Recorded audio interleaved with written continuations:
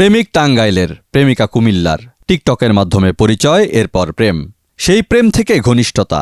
এক পর্যায়ে বিয়ে করতে বলায় পিছিয়ে যান প্রেমিক। দেখাতে শুরু করেন নানা অজুহাত। তাই প্রেমিক সোহাগের বাড়িতে এসেই উঠেছেন শান্তা বেগম। তিনি আবার এক সন্তানের জননী। স্বামী সংসার ছেড়ে তিনি এসেছেন প্রেমিকের বাড়িতে বিয়ের দাবিতে। বিয়ে করবো কইয়া আরেকবার আমার আনছে আইনা ফলাই গেছে। আজ কালকে আমি নিজের চোখ দেখছি ওর ফ্যামিলি নিয়ে ওর লুকাই রাখছি। টাঙ্গাইলের কালিহাতী উপজেলার নাগবাড়ি ইউনিয়নের খালুয়াবাড়ি এলাকায় প্রেমিক সোহাগের বাড়িতে গত বুধবার আসেন শান্তা বেগম। ঘটনাটি জানাজানি হলে এলাকায় চাঞ্চল্যের সৃষ্টি হয়। এদিকে শান্তা তাদের বাড়িতে এসে উঠেছে এই খবর পেয়ে লাপাত্তা সোহাগ। শান্তার বাড়ি কুমিল্লার ব্রাহ্মণপাড়া থানায়। শান্তার অভিযোগ, বিয়ের প্রতিশ্রুতি দিয়ে তার সঙ্গে শারীরিক সম্পর্ক গড়েন সোহাগ।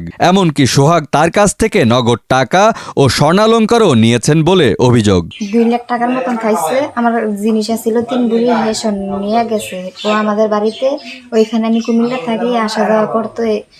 আমার এনে চট্টগ্রামে ঘুরতে গেছে, তারপরে সিলেটেও গেছে ঘুরতে। 4 বছরের একটি সন্তান আছে শান্তার। সোহাগের প্রেমের ফাঁদে পড়ে এখন তার ঘর সংসার ধ্বংসের দিকে বলে অভিযোগ করেন এই নারী। এ বিষয়ে নাগবাড়ি ইউপি চেয়ারম্যান আব্দুল কাইয়ুম বিপ্লব বলেন, তিনি সোহাগদের বাড়িতে গিয়েছিলেন। ঘটনাস্থলে সোহাগের মায়ের সঙ্গে কথাও বলেছেন।